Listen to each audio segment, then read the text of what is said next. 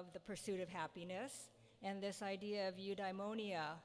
And it started me thinking about, I mentioned that Reverend Tetsuo Uno is a person who first introduced me to that word. And on a number of occasions, he has referenced eudaimonia. And every year, I send out like a holiday newsletter to family and friends, and he's one of the people that I send one to.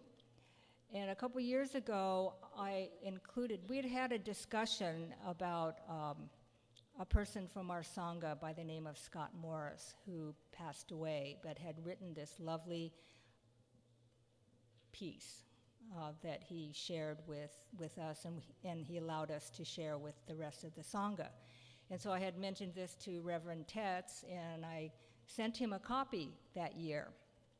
And Reverend Tetz always sends back a hand-typed, handmade card. He doesn't believe in the internet, he doesn't do computers, but he does type. And so he always sends me a nice little message in acknowledgement of our newsletter. And so this particular year, actually this is from February 2008. So he's talking to me, kind of saying thank you for the newsletter, but he wanted to acknowledge this piece from Scott Morris. And he says, "Suffice it to say that I'm glad, although I don't know him," speaking about Scott, "that even in the midst of a devastating disease, he was able to remain grateful." And maybe we should read this before I go further. Some of you are probably familiar with this. For those of you who are new to our temple, you probably didn't know Scott. He had a lovely family, and he came all the way to the end, and we saw the progression of his disease, and of course he passed away. But he wrote this lovely, it's a poem, I guess, if anything else. And it says, "I have ALS, and I am grateful. I am grateful to retire early to be with my family. I am grateful I have family and friends that are so supportive and hopeful. I am grateful I can still walk and get around. When that is gone, I am grateful I can still use my hands to feed myself. When that is gone, I am grateful I can still talk to my family. When that is gone, I am grateful I can still breathe and laugh and feel. When that is gone, I am grateful I had a wonderful life. And when that is gone, Namo Amida Butsu." So this always kind of, gets to me every time I read this. It's, been all these years, and I've read this many times.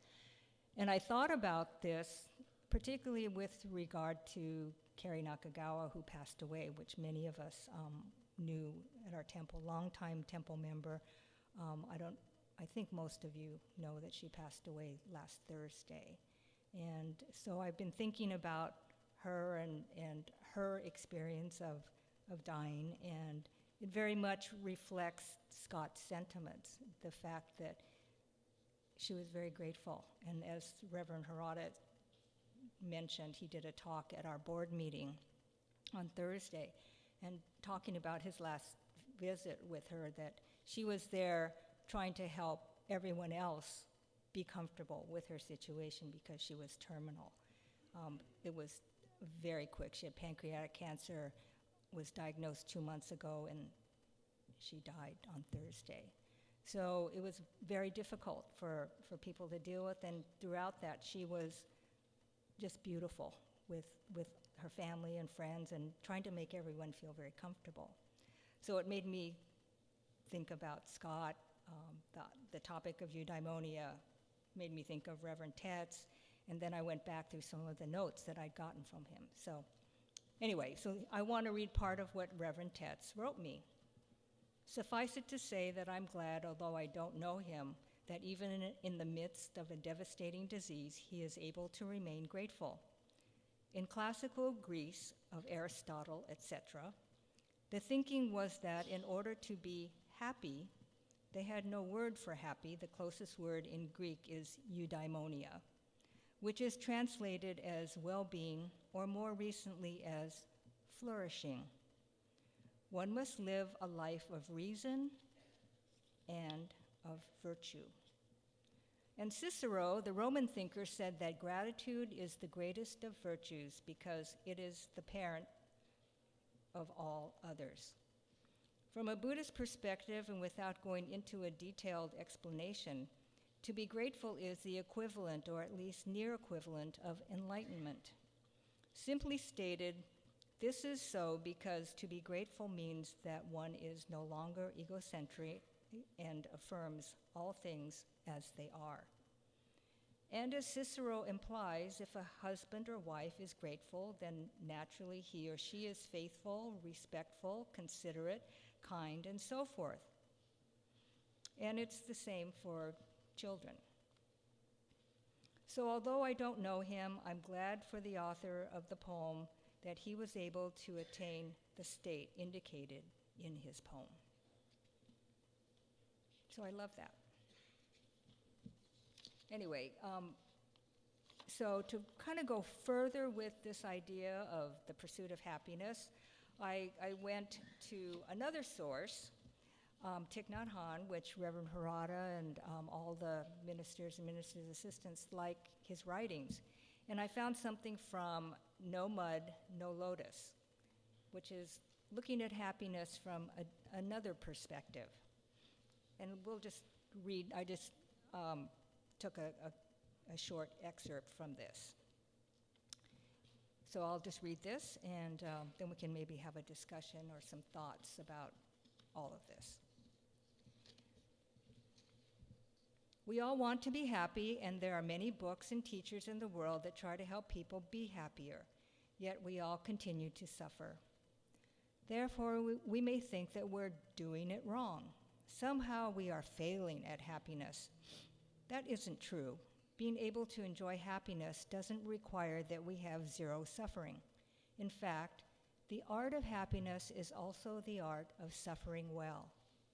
When we learn to acknowledge, embrace, and understand our suffering, we suffer much less. Not only that, but we're also able to go further and transform our suffering into understanding, compassion, and joy for ourselves and for others. One of the most difficult things for us to accept is that there is no realm where there's only happiness and there's no suffering. This doesn't mean that we should despair. Suffering can be transformed. As soon as we open our mouth to say suffering, we know that the opposite of suffering is already there as well. Where there is suffering, there is happiness. According to the creation story in the biblical book of Genesis, God said, "Let there be light." I like to imagine that light replied, saying, "God, I have to wait for my twin brother darkness to be with me. I can't be there without the darkness." God asked, "Why do you need to wait? Darkness is there." Light answered, "In that case, then I'm also ready there." If we focus exclusively on pursuing happiness, we may regard suffering as something to be ignored or resisted. We think of it as something that gets in the way of happiness, but the art of happiness is also, at the same time, the art of knowing how to suffer well. If we know how to use our suffering, we can transform it and suffer much less. Knowing how to suffer well is essential to realizing true happiness. Suffering and happiness are not separate. When we suffer, we tend to think that suffering is all there is at that moment, and happiness belongs to some other time or place. People often ask, "Why do I have to suffer?" Thinking we should be able to have a life without any suffering is as deluded as thinking we should be able to have a left side without a right side. The same is true of thinking we have a life in which no happiness whatsoever is to be found. If the left says, "Right, you have to go away, I don't want you, I only have the left," that's nonsense, because then the left would have to stop existing as well. If there's no right, then there's no left. Where there is no suffering, there can be no happiness either, and vice versa. If we can learn to see and skillfully engage with both the presence of happiness and the presence of suffering, we will go in the direction of enjoying life more. Every day we go a little further in that direction, and eventually we realize that suffering and happiness are not two separate things. Cold air can be painful if you aren't wearing enough warm clothes, but when you're feeling overheated or you're walking outside with proper clothing, the bracing sensation of cold air can be a source of feeling joy and aliveness. Suffering isn't some kind of external, objective source of oppression and pain. There might be things that cause you to suffer, such as loud music or bright lights, which may bring other people joy. There are things that bring you joy that annoy other people. The rainy day that ruins your plans for a picnic is a boon for the farmer whose field is parched. Happiness is possible right now, today, but happiness cannot be without suffering. Okay, so now it's your turn to talk. If you have any comments, either about what I mentioned earlier about Carrie, if you wanted to talk about her, or to respond to Scott's poem, or to maybe share your own experience of a situation where a difficult situation was ultimately very meaningful and something that brought you to maybe a new self-awareness, new understanding, new insight. I'd be more than happy to hear that. So don't be shy. And we have microphones. Since we're now recording our adult study classes and putting them up on YouTube, we need to have mic'd voices in the audience. So let everyone hear you. Any comments on anything? You know, I have to say, when I go to Vista, people are much braver than you guys. This is a place you should feel very comfortable. You know, we are friends here.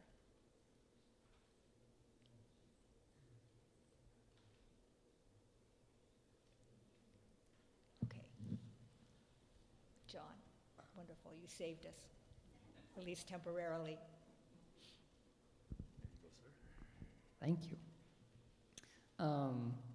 Well, an experience that I had lately is I was living at an apartment in Monterey Park, and I found myself feeling very stressed and anxious.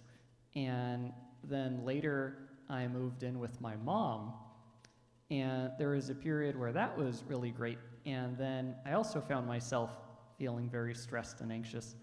And I realized that I bring my stress and anxiety wherever I go. And it was that situation where people would say, like, oh, you could have a distraction-free environment and there'll be no problems, no one bothering you. And then I realized that I bring all the distractions with me because they're inside of me. But then I started meditating more, and just being in that place of feeling settled and at peace, and that idea that I can also bring my peace with me wherever I go. And that helped me find an insight that I don't think I would have really witnessed or tasted as deeply if I hadn't gone through that period of also feeling lost. Perfect, exactly. And you make a very good point about meditation. People think meditation is just about going into the kodo and sitting on a cushion or in a chair and sitting quietly, and you kind of do your meditation. Well, I try to explain to people meditation is really practice for your brain and your body. What you're doing is just like when you go to the gym and you're working out and exercising, you're kind of preparing your body to be healthy. When you go into a meditation session, you're basically doing the same thing. You're training your body to be able to recall that calmness, that equanimity, that peacefulness, that hopefully you're able to obtain when you're in a sitting meditation situation, so that this is your muscle memory and your brain can recall that feeling, that calmness, when you're in a stressful situation. So it's sort of like working out for your Buddhist workout is a meditation session. Okay, any other comments? Yes, Jan. Yeah, wait for the mic. Yeah, you got to wait for the mic. One of the things that troubles me about this article is that, we talk about non-dualism, but we always speak of non-dualism in dualistic terms. So can you comment on that, or is that the easiest way to present that? Well, we can't help but think in dualism. We're always judging, and we're always judging from our perspective. What the idea of non-dualism is that you all become aware of that you are doing this constantly, that you're making judgments. So it's not that you don't become non-dualistic, but that you become aware of when you are doing that. And so it's all about the awareness, and then trying to think of it maybe in a non-dual way. I think that's what you're trying to achieve, because what awakening does is bring awareness to your life. You become more conscious of the things that you're doing. When you're judging, when you're being so rigid about a situation, you recognize that, and that's a lot of what this self-examination is. It's about awareness of you doing that. I mean, we live in a dualistic world. Everything we do, we are constantly making judgments, and we have to do that to get ahead, to be successful, to survive. I don't want that rotten apple, I want this good one. It's all of these judgments that we make constantly. But what Buddhism, the overlay, is that we recognize that we're doing that. And when there are situations that are very difficult, to bring that awareness to the situation. Well, maybe there's another way to look at this.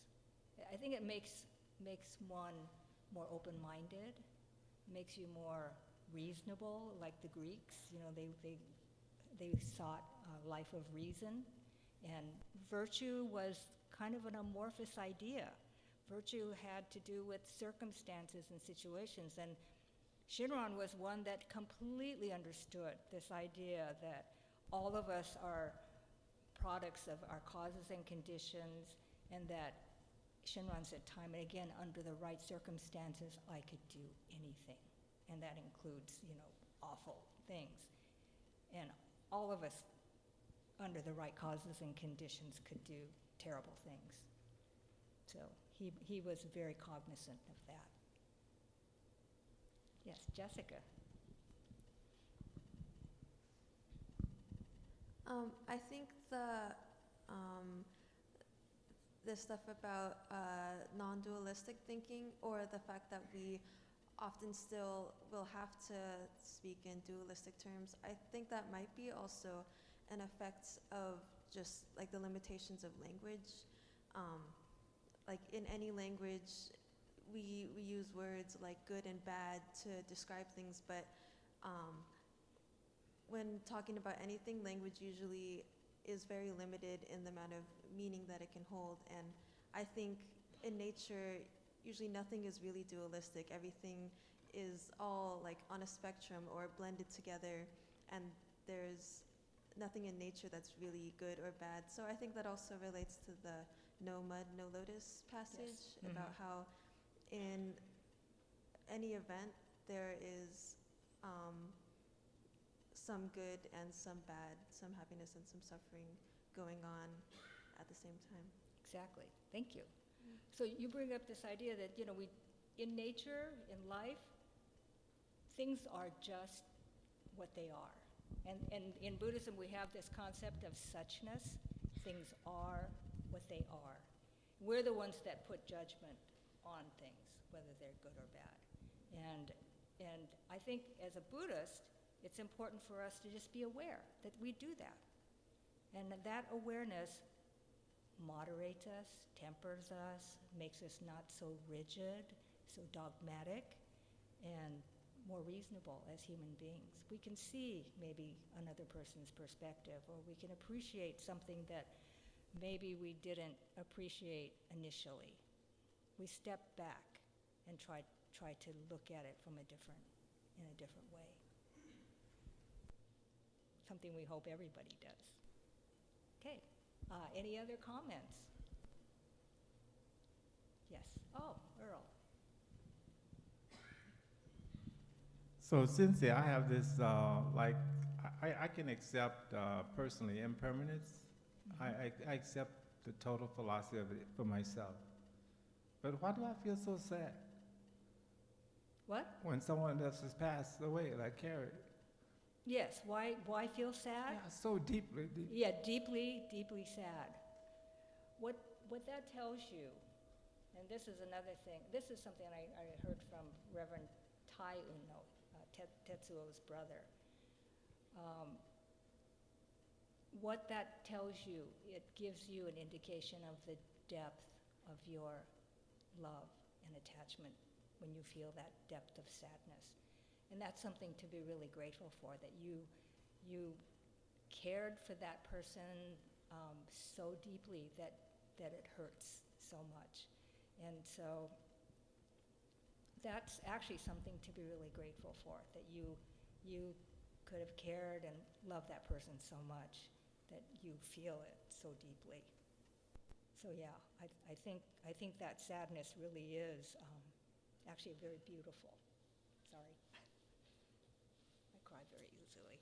So anyway, yes, we do feel great sadness, and the loss is something, which is very human. Very human. I mean, I think animals can also feel loss, but not in the way that humans do. Maybe there's incidences of loyal dogs who, love their masters, but, as a rule, as human beings, we love and care to a degree that is profound, and we have to appreciate and be grateful for that. Any other thoughts? Oh, good. Kevin. Somewhere along the discussion we talked, I think you mentioned a phrase, know thyself. Mm-hmm. And there's been different philosophers. I think even Shinran had something to say along Oh, yes. know thyself. And for me, I found that very helpful. Mm-hmm. Know thyself, because it makes everything kind of personal. So, like when I read Scott's message, I feel some guilt because I don't think I could say that, have that level of gratitude. But then I tell myself that's okay, because that's where I'm at and that's who I am. It's something that I would probably strive for, but know thyself helps me kind of temper Mm-hmm. my journey. Yes. Like all I could do is do what I could do. Exactly. And don't judge Mm-hmm. based on comparing myself to other people. I could strive for certain things, but I'm where I'm at, and that's okay. It helps me. Just like what Earl had to say, some people feel different levels of emotions, and that's okay too, because that's who you are. That's what makes us individuals, and you shouldn't feel bad or judge or compare. Just be who you are at that moment, and that's just being authentic. I think that's Yes. what we should strive for. One of the things we should strive for. If Shinran was anything, he was honest. Really, really honest. That's probably the characteristic that I appreciate the most about him as the founder of our tradition. I had the opportunity to read Shinran, and because I had courses, and I felt a real closeness to him as a human being. He was very, very human. I think that's what I respect. Yeah. Yes, He's very human. very human, exactly. And which is what we all strive to be, very human. Yes, Jessica.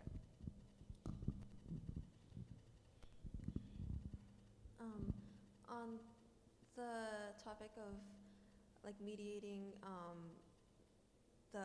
like acceptance of impermanence, but then when you like lose a friend, I think the like the core of the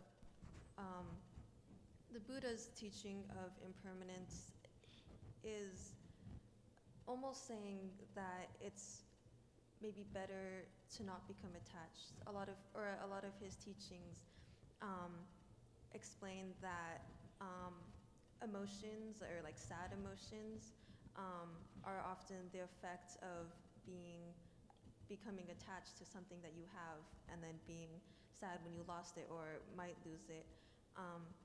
But I think that that's one of the things that with Shin Buddhism we kind of mediate between, because like you said, it's okay to become attached and to care about other people, because that's one thing that makes us more human. And I relate to this because as a college student, or especially like through high school, when I'm growing up and trying to take in the Buddhist lessons that I learned into my own life. For some time, I thought that I think about how a lot of people that I meet, especially right now, I might at some point like not see them again ever in my life, through lots of programs and like schools that I go to. And for a while I wondered if that meant that if it would be better for me to just not really become too close to anyone that I meet, especially if it's a short-term program. But I've learned that it's okay. Like, everyone will make good friends that they'll eventually lose for whatever reason, but a lot more meaning comes in life through connections with other people. Yeah, I think Buddhism wants you to risk and to live your life with passion and with commitment and in the best way you can. And the fear of loss and sadness when those things go away should not deter you from pursuing everything that you want to with gusto and great energy. So, yeah, I'm glad you came to that conclusion. That's wonderful. Any other comments? Okay, well, I wanted to end maybe with one other reading. Our Bishop Umezu recommended this book called A Day in the Life of a Shin Buddhist by Diane Johnson. She's from kind of the Oregon area, and several years ago she really became very involved as a Buddhist, and went for Tokoro ordination several years ago, and then she did a blog for a year kind of talking about her experience of being a Buddhist. And this is a delightful book. It's just very short little quotes that are from the blog that she wrote. And anyway, I got kind of immersed in reading some of her quotes, but she had one that had to do with flowers and mud. Let me see, I did mark it off, but then I kept marking a lot of things. I figured I'd share them with you if we didn't have people talking. Where did I see that? It's the problem with these new contacts of mine. Okay, where did I put that quote? Oh, here it is. Number 64, no dirt, no flower. No dirt, no flower. No doubts, no entrusting. No gratefulness, no Namu Amida Butsu. No darkness, no light. No foolishness, no wisdom. No entrust, no Amida. The flower needs the dirt to grow. Your doubts are fertile ground for entrusting. Your gratefulness is echoed in Namu Amida Butsu. Amita's light welcomes your darkness. Amita's wisdom welcomes your foolishness. Your entrusting welcomes Amita into your life. Namo Amida Butsu. So with that, I think we'll close. And thank you for participating today. Thank you for coming to today's service. Really appreciate your attention. Please join me in Gasho. Namo Amida Butsu, Namanda Butsu, Namanda Butsu, Namanda Butsu. Have a good rest of your day.